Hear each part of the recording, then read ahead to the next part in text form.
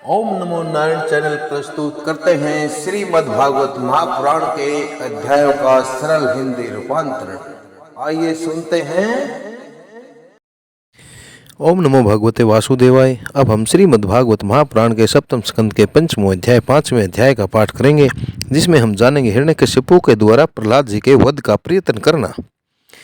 नारद जी युधिष्ठिर जी को बताते हैं। नारद जी कहते हैं, युधिष्ठिर, राक्षसों के भगवान श्री शुक्राचार्य जी को अपना पुरोहित बना था, अर्थात राक्षसों के द्वारा श्री शुक्राचार्य जी महाराज को अपना पुरोहित बनाया था। उनके दो पुत्र थे, संड और अमर्क।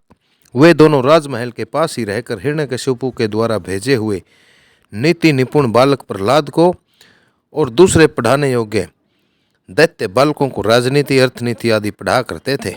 प्रहलाद गुरु जी का पढ़ाया हुआ पाठ सुन लेते थे और ज्यों का त्यों उन्हें सुना भी दिया करते थे, किंतु वे उसे मन से अच्छा नहीं समझते थे, क्योंकि उस पाठ का मूल आधार था अपने और प्राय का झूठा आग्रह करना। युधिष्ठिर, एक दिन हिरण्यकशिपु ने अपने पुत्र प्रहलाद को बड़े प्रेम से गोद में लेकर पूछा, बेटा बताओ तो सही, तुम्हें कौन सी बात अच्छी लगती है? प्रहलाद ने कहा, पिताजी, संसार के प्राणी मैं और मेरे के झूठे आग्रह में पड़कर सदा ही अत्यंत उद्विग्न रहते हैं, सदा ही दुखी रहते हैं। ऐसे प्राणियों के लिए मैं यही ठीक समझता हूँ कि वे अपने अधः पतन के मूल कारण घास से ढके हुए अंधेरे कुएं के समान इस घर को छोड़कर वन में चले जाएं और भगवान श्री हरि की शरण ग्रहण कर लें। नारद जी कहते हैं, प्रहलाद जी के मुख से शत्रु पक्ष की प्रशंसा से भरी बात सुनकर हिरण्यकशिपु ठठाकर हंस पड़ा। उसने कहा, बच्चों के बहकाने से बच्चों की बुद्धि यूं ही बिगड़ जाया करती है। जान पड़ता है गुरु जी के घर पर विष्णु के पक्षपाती कुछ ब्राह्मण वेश बदल कर रहते हैं। बालक की भली भांति देख रेख की जाए, जिससे अब इसकी बुद्धि बहकावे में न आए। जब राक्षसों ने प्रहलाद को गुरु जी के घर पहुंचा दिया, तब पुरोहितों ने उसको बहुत पुचकार कर और फुसलाकर बड़ी मधुर वाणी से पूछा, बेटा प्रहलाद, तुम्हारा कल्याण हो, ठीक ठीक बतलाना, देखो झूठ मत बोलना। यह तुम्हारी बुद्धि उल्टी कैसे हो गई, और किसी बालक की बुद्धि तो ऐसी नहीं हुई। हे कुलनंदन प्रहलाद, बताओ तो बेटा, अब तुम्हारे गुरुजन यह जानना चाहते हैं कि तुम्हारी बुद्धि स्वयं ऐसी हो गई या किसी ने सचमुच तुमको बहका दिया है। प्रहलाद जी ने कहा, जिन मनुष्यों की बुद्धि मोह से ग्रस्त हो रही है, उन्हीं को भगवान की माया से यह झूठा आभास होता देखा गया है कि यह अपना है और यह पराया है। उन मायापति भगवान को मैं नमस्कार करता हूँ। वे भगवान ही सब कृपा करते हैं। सब मनुष्यों की पाश्विक बुद्धि नष्ट होती तब मनुष्यों की, अर्थात वे भगवान जब कृपा किया करते हैं, तब ही मनुष्यों की जो पाश्विक बुद्धि है वो नष्ट हो जाया करती है। इस पशु बुद्धि के कारण ही यह मैं हूँ और यह मुझसे अलग है, इस प्रकार का झूठा भेदभाव पैदा होता है। वही परमात्मा यह आत्मा है। अज्ञानी लोग अपने और पराये का भेद करके उसी का वर्णन किया करते हैं। उनका न जानना भी ठीक ही है, क्योंकि उसके तत्व को जानना बहुत कठिन है और ब्रह्म आदि बड़े बड़े वेदज्ञ भी उसके विषय में मोहित हो जाते हैं। वही परमात्मा आप लोगों के शब्दों में मेरी बुद्धि बिगाड़ रहा है। गुरुजी, जैसे चुंबक के पास लोहा स्वयं खींचाता है, वैसे ही चक्रपाणी भगवान की स्वच्छंद इच्छा शक्ति से मेरा चित्त भी संसार से अलग होकर उनकी ओर बरबस खींच जाता है। नारद जी कहते हैं, परम ज्ञानी प्रहलाद अपने गुरु जी से इतना कहकर चुप हो गए। पुरोहित बेचारे राजा के सेवक एवं राजा के अधीन थे, वे डर गए। उन्होंने क्रोध से प्रहलाद को झिड़क दिया और कहा, अरे कोई मेरा बेंत तो लेकर आओ, यह हमारी कृति में कलंक लगा रहा है। इस दुर्बुद्धि कुलांगार को ठीक करने के लिए चौथा उपाय दंड ही उपयुक्त होगा। दैत्य वंश के चंदन वन में यह कांटेदार बबूल कहाँ से पैदा हुआ? जो विष्णु इस वन की जड़ काटने में कुल्हाड़े का काम करते हैं, यह नादान बालक उन्हीं की भेंट बन रहा है, सहायक हो रहा है। इस प्रकार गुरु जी ने तरह तरह से डांट डपट कर प्रहलाद को धमकाया और अर्थ, धर्म और काम संबंधी शिक्षा दी। कुछ समय के बाद जब गुरु जी ने देखा कि प्रहलाद ने साम दान, भेद और दंड के संबंध की सारी बातें जान ली, तब वे उन्हें उनकी माँ के पास ले गए। माता ने बड़े लाड प्यार से उन्हें नहला धुलाकर अच्छी तरह कपड़े गहनों से सजा दिया। इसके बाद वे उन्हें हिरण्यकशिपु के पास ले गए। प्रहलाद अपने पिता के चरणों में लौट गए। हिरण्यकशिपु ने उन्हें आशीर्वाद दिया और अपने हाथों से उठाकर बहुत देर तक गले से लगाए रखा। उस समय दैत्यराज अर्थात राक्षसों का राजा, उसका हृदय आनंद से भर रहा था। युधिष्ठिर हिरण्यकशिपु ने प्रसन्न मुख प्रहलाद को अपनी गोद में बैठाकर उनका सिर सूंघा। उनके आंखों से प्रेम के आंसू गिर गिर कर प्रहलाद के शरीर को भिगोने लगे। उसने अपने पुत्र से पूछा। हिरण्यकशिपु ने कहा, चिरंजीव बेटा प्रहलाद, इतने दिनों से तुमने गुरुजी से जो शिक्षा प्राप्त की है उसमें से कोई अच्छी सी बात हमें सुनाओ। प्रहलाद ने कहा, पिताजी, विष्णु भगवान की भक्ति के 9 भेद हैं। भगवान के गुण, लीला, नाम आदि का श्रवण, उन्हीं का कीर्तन, उनके रूप नाम आदि का स्मरण, उनके चरणों की सेवा, पूजा अर्चना, वंदना, दास्य भाव, सख्य और आत्म निवेदन, यही भगवान के प्रति समर्पण के भाव से यह 9 प्रकार की भक्ति की जाए तो मैं उसी को उत्तम अध्ययन समझता हूँ। प्रहलाद की यह बात सुनते ही क्रोध के मारे हिरण्यकशिपु के होठ फड़कने लगे। उसने गुरुपुत्र से कहा, रे नीच ब्राह्मण, ओम हरि ओम, यह तेरी कैसी करतूत है? दुर्बुद्धि, तूने मेरी कुछ भी परवाह न करके इस बच्चे को कैसी निस्सार शिक्षा दे दी, व्यर्थ की शिक्षा दे दी। अवश्य ही तू हमारे शत्रुओं के आश्रित है। संसार में ऐसे दुष्टों की कमी नहीं है जो मित्र का बाणा धारण करके छुपे छुपे शत्रु का काम किया करते हैं, परंतु उनकी कलाई ठीक वैसे ही खुल जाती है जैसे छिपकर पाप करने वालों का पाप समय पर रोग के रूप में नष्ट होकर प्रकट होकर उनकी पोल को खोल देता है। गुरुपुत्र ने कहा, इंद्रस्त्रो, आपका पुत्र जो कुछ कह रहा है वह मेरे या और किसी के बहकाने से नहीं कह रहा है।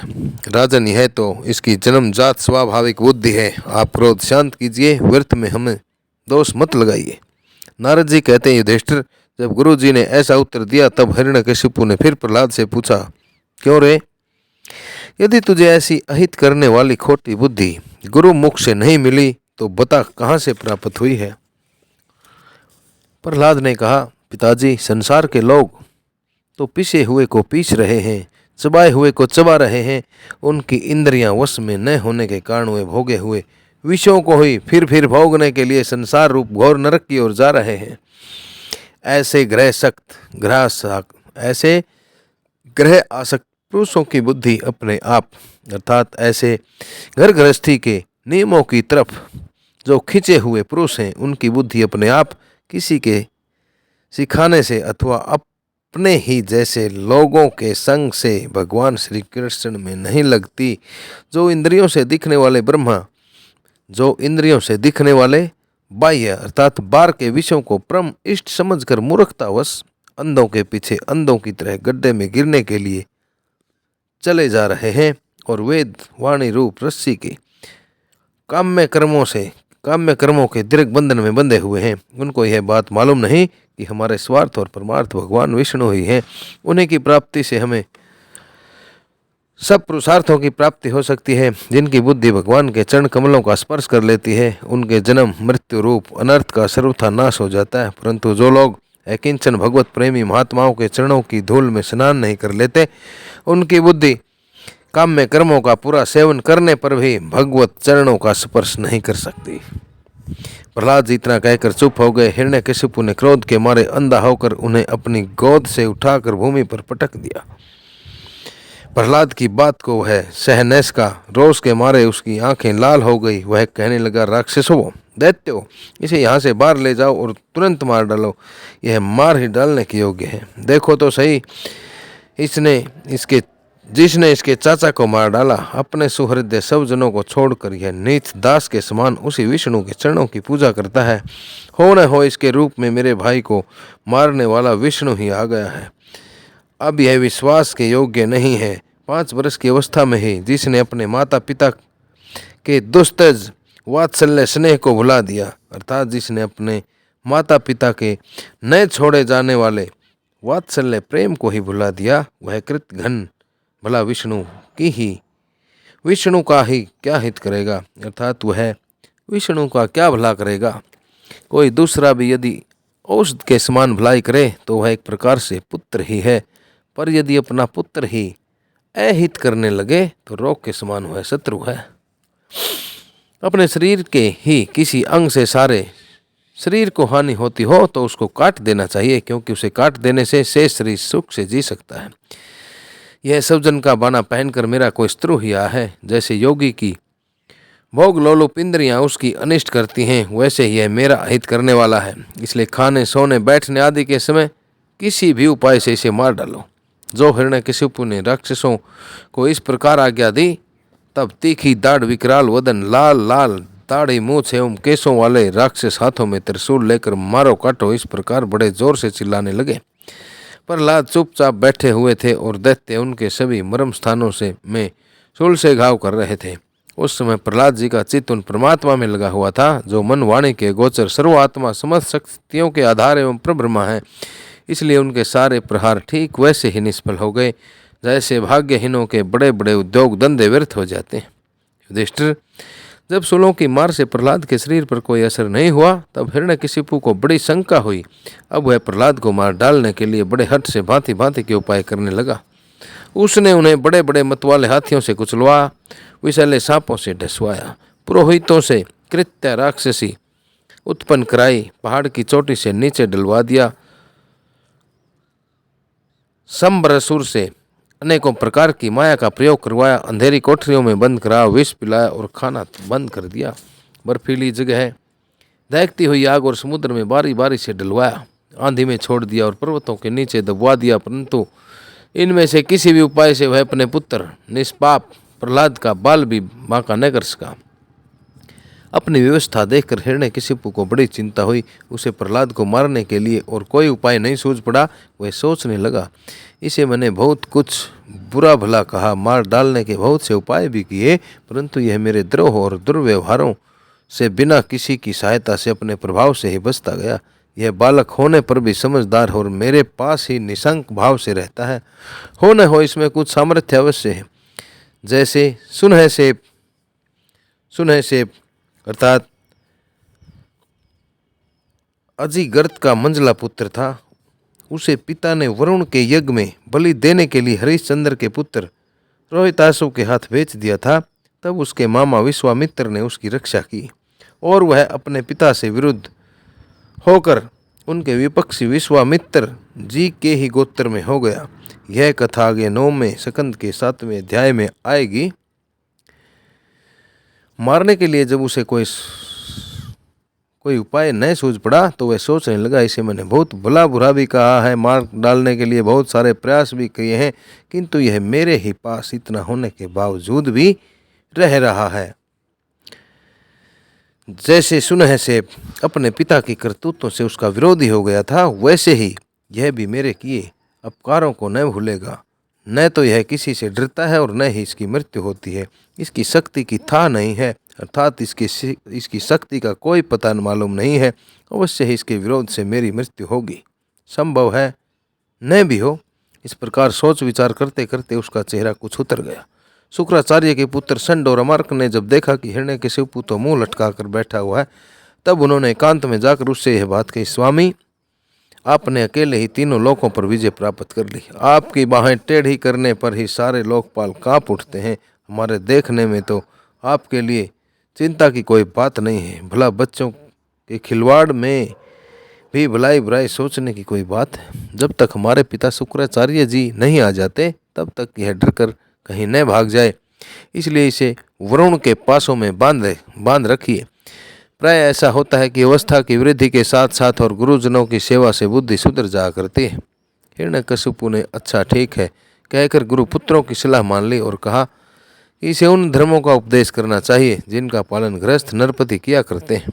युधिष्ठिर, इसके बाद पुरोहित उन्हें ले जाकर पाठशाला में क्रमशः धर्म, अर्थ और काम, इन तीनों पुरुषार्थों की शिक्षा देने लगे। प्रहलाद वह अत्यंत नम्र सेवक की भांति रहते थे, परंतु गुरुओं की वह शिक्षा प्रहलाद को अच्छी नहीं लगी, क्योंकि गुरुजी उन्हें केवल अर्थ, धर्म और काम की शिक्षा दिया करते थे। यह शिक्षा केवल उन लोगों के लिए है जो राग, द्वेष आदि द्वंद्व और विषय भोगों में रस ले रहे हों। एक दिन गुरुजी गृहस्थी के काम से कहीं बाहर चले गए थे। छुट्टी मिल जाने के कारण समवयस्क बालकों ने, अर्थात समान अवस्था वाले हम उम्र बालकों ने प्रहलाद जी को खेलने के लिए पुकारा। प्रहलाद जी परम ज्ञानी थे। उनका प्रेम देखकर उन्होंने उन बालकों को भी बड़ी मधुर वाणी से पुकार कर अपने पास बुला लिया। उनसे उनके जन्म मरण की गति भी छिपी नहीं थी। उन पर कृपा करके हंसते हुए से उन्हें उपदेश करने लगे। युधिष्ठिर, वे सब अभी बालक ही थे, इसलिए राग द्वेष प्राण विषय भोगी पुरुषों के उपदेशों से और उनकी इच्छाओं से उनकी बुद्धि अभी दूषित नहीं हुई थी। इसी से और प्रहलाद जी के प्रति आदर बुद्धि होने से उन सब ने अपनी खेल कूद की सामग्रियों को छोड़ दिया और प्रहलाद जी के पास जाकर उनके चारों ओर बैठ गए और उनके उपदेश में मन लगाकर बड़े प्रेम से एकटक उनकी ओर देखने लगे। भगवान के परम प्रेमी भक्त प्रहलाद का हृदय उनके प्रति करुणा और मैत्री के भाव से भर गया तथा वे उनसे कहने लगे। क्या कहने लगे, ये अगले अध्याय में सुनेंगे।